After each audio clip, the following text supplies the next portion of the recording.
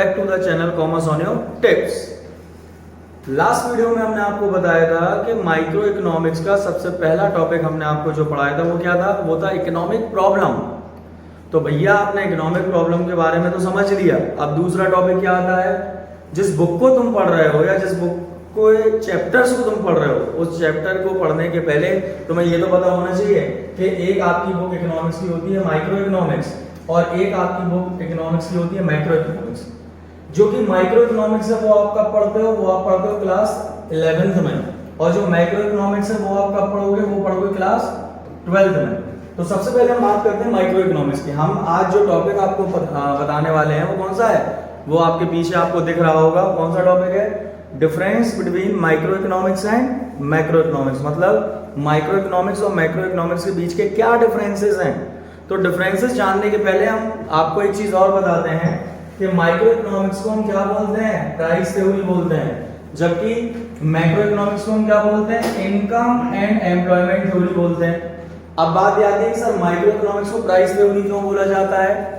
तो micro economics को price theory इसलिए बोला जाता है क्योंकि आपने माइक्रो इकोनॉमिक्स में जब हमने इंट्रोडक्शन आपको दिया था, और अगर आपको कुछ कंफ्यूजन हो कौन सा इंट्रोडक्शन, तो हम लिंक उसकी डिस्क्रिप्शन में आपको दे देंगे, तो उसमें आप देख सकते हो।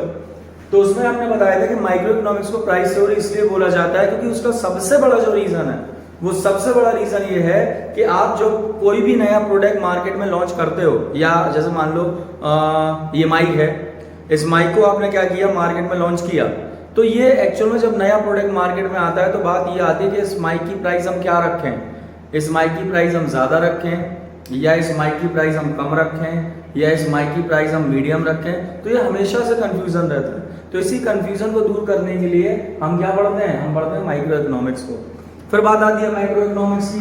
तो मैक्रो इकोनॉमिक्स, अच्छा एक चीज और याद रखना, ये जो टॉपिक है ये ऐसा एक टॉपिक है जो क्लास 11th और क्लास 12 दोनों के लिए इंपॉर्टेंट है। ऐसा नहीं है सिर्फ 11th के लिए इंपॉर्टेंट है, ये एक ऐसा टॉपिक है जो क्लास 11th एंड क्लास 12 ये दोनों के लिए क्या है, ये दोनों के लिए इंपॉर्टेंट है।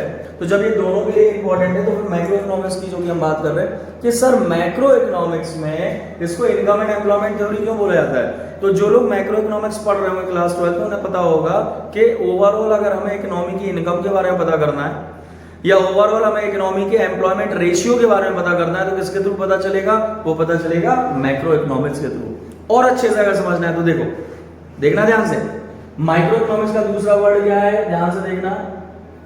माइक्रो इकोनॉमिक्स का दूसरा वर्ड क्या है, आई स्टैंड्स फॉर इंडिविजुअल।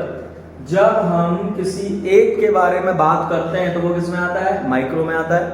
फिर इधर क्या लिखा हुआ है, इधर लिखा हुआ ए स्टैंड्स फॉर एग्रीगेट। एग्रीगेट का मतलब ये है जब हम पूरी होल दी इकोनॉमी, जब हम पूरी इकोनॉमी के बारे में बात करते हैं, जब हम ओवरऑल इकोनॉमी के बारे में बात करते हैं तो वो किस में आता है, मैक्रो इकोनॉमिक्स में आता है। ठीक है, तो पहला पॉइंट यही है। देखो, micro economics is that part of economic theory which studies the behaviour of an individual. लिखा है ना, द बिहेवियर ऑफ एन क्या, देखो हम इसको हाईलाइट कर देते हैं, द बिहेवियर ऑफ एन क्या, इंडिविजुअल। जब किसी एक के बारे में हम बात करते हैं, जब हम पढ़ते हैं तो उसको बोलते हैं इकोनॉमी। अब आपको सर एक क्या होता है, एक बार बार आप कह रहे हो होता क्या है, तो सुनो, एक का मतलब होता है जैसे एक मार्केट है, एक मार्केट के अंदर अगर हम एक कंज्यूमर की बात करें तो वो माइक्रो में आता है। एक कोई भी जो है वो ओवरऑल सारे प्रोड्यूसर्स खड़े हुए हैं, हम किसी ओवरऑल प्रोड्यूसर्स में एक प्रोड्यूसर को ले लें तो वो माइक्रो है। तो जब हम इंडिविजुअल किसी एक के बारे में स्टडी करते हैं तो किसमें आता है, माइक्रो इकोनॉमिक्स में आता है। जबकि अगर हम मैक्रो इकोनॉमिक्स की बात करें तो क्या होगा, macro economics is that part of economic theory which studies the behaviour of aggregates of the economy as a whole. ये देखो, ये क्या था, इंडिविजुअल, और ये क्या है, एज अ होल। इसको हम और अलग से एक्सप्लेन कर देते हैं, एज अ होल। होल का मतलब ओवरऑल। जब हम इकोनॉमी को एक ओवरऑल कॉन्सेप्ट की तरह पढ़ते हैं, एज अ होल उसको पढ़ते हैं, तो किसमें आता है, वो आता है मैक्रो इकोनॉमिक्स में।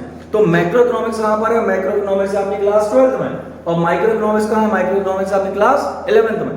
फिर माइक्रो इकोनॉमिक्स अगर आपने पढ़ा होगा क्लास 11th की, अगर ये लोग वीडियोस देख रहे हैं तो आपने माइक्रो इकोनॉमिक्स में चैप्टर पढ़ा होगा डिमांड, और एक आपने चैप्टर पढ़ा होगा सप्लाई। तो ये आपके क्या है, ये आपके चैप्टर भी है, मतलब चैप्टर के नाम भी हैं, और साथ में क्या है, ये आपके टूल्स भी हैं। अगर माइक्रो इकोनॉमिक्स के अगर क्वेश्चन आता है एक number, what are the tools of microeconomics, तो the tools of microeconomics is demand and supply, and the second one is what are the tools of macroeconomics. तो भैया कुछ मत करो, डिमांड सप्लाई लिखा है, उसमें ए जोड़ दो, ए मतलब एग्रीगेट, ये देखो ए जुड़ गया, एग्रीगेट डिमांड, और ये जुड़ गया क्या, एग्रीगेट सप्लाई। तो डिमांड और सप्लाई किसमें, माइक्रो में, और aggregate demand and aggregate supply किसमें, माइक्रो में। ये दूसरा डिफरेंस हो गया। तीसरे डिफरेंस की बात करते हैं। It aims to determine the price of a commodity और factors of production. Basically microeconomics हमें ये बताता है कि एक कमोडिटी की प्राइस क्या है। माइक्रो इकोनॉमिक्स क्या बताता है, माइक्रो इकोनॉमिक्स हमें बताता है एक कमोडिटी की प्राइस क्या है और फैक्टर्स ऑफ प्रोडक्शन। जैसे ये पेन अगर हमने मार्केट में इंट्रोड्यूस किया तो इस पेन की कॉस्ट क्या होगी। अगर ये पेन हमने मार्केट में इंट्रोड्यूस किया तो इस पेन की कॉस्ट प्राइस क्या होगी, ये माइक्रो में आता है। या इस पेन को बनाने में कितना कॉस्ट मतलब फैक्टर्स ऑफ प्रोडक्शन लगा, ये भी माइक्रो में आता है। तो देखो लिखा है। और अगर अच्छे से समझना है तो बार बार अगर आप वीडियो को पॉज करके देखो और बार बार आप जो हम बोल रहे हैं उसको सुनो, और जो ये लिखा हुआ है इसको आप नोटबुक में लिख लो, तो आपको ज्यादा बेटर तरीके से समझ में आएगा। फिर है it aims to determine income and employment level of the economy. मतलब ये क्या बताता है, ये बात करता है प्राइस की, और किसकी बात करता है, फैक्टर्स ऑफ प्रोडक्शन की। जबकि ये किसकी बात करता है, ये बात करता है किसकी, इनकम की और किसकी, एम्प्लॉयमेंट लेवल की, कि हमारी इकोनॉमी का एम्प्लॉयमेंट लेवल क्या है, कि हमारी इकोनॉमी किस तरीके से वर्क करेगी। तो ये इनकम और एम्प्लॉयमेंट लेवल की बात करता है। नेक्स्ट पॉइंट है it assumes all the macro variables to be constant. जब भी हम माइक्रो इकोनॉमिक्स की बात करेंगे तो क्या होगा, मैक्रो इकोनॉमिक्स से सारे वेरिएबल्स कांस्टेंट रहेंगे। जैसे अगर हम अपनी अकेले की बात करें तो देखो नेशनल इनकम कांस्टेंट है नहीं है। अगर हम अपने अकेले कंजप्शन की बात करें तो देखो आप ओवरऑल कंजप्शन आपका कांस्टेंट है। तो ये किस में आता है, माइक्रो में आता है। जबकि मैक्रो में क्या आता है, it assumes that all the micro variables like decisions of household and firms, price of individual product etcetera are constant. जब हम मैक्रो की बात करते हैं तो हर एक माइक्रो वेरिएबल का मतलब इंडिविजुअल हाउसहोल्ड की इनकम, इंडिविजुअल प्रोड्यूसर की इनकम, इंडिविजुअल आप कह सकते हो जो है वो पर्टिकुलर पर्सन की इनकम, ये सब कांस्टेंट रहते हैं। किसमें माइक्रो में, नहीं मैक्रो में। ध्यान समझना, मैक्रो में क्या रहता है, it assumes that all the micro variables like decisions of household के डिसीजंस एंड फर्म्स के decisions, price of individual product etcetera, ये सब क्या रहते हैं, कांस्टेंट रहते हैं। फिर उसके बाद लास्ट पॉइंट एग्जांपल की अगर हम बात करें तो एग्जांपल माइक्रो इकोनॉमिक्स का क्या है। अगर हम माइक्रो इकोनॉमिक्स के एग्जांपल की बात करें तो क्या है, इंडिविजुअल इनकम मतलब एक की इनकम, इंडिविजुअल आउटपुट मतलब एक प्रोड्यूसर का आउटपुट। और अगर मैक्रो का एग्जांपल हो तो क्या है, नेशनल इनकम, और दूसरा क्या है, नेशनल आउटपुट। नेशनल इनकम और क्या है, नेशनल आउटपुट। तो ये दोनों आपके डिफरेंसेस किसके हुए, micro economics and macro economics. तो आप अगर इसको एक बार अच्छे से पढ़ लोगे, उसको आपको जो भी आपके डाउट्स होंगे वो क्लियर हो जाएंगे। ठीक है।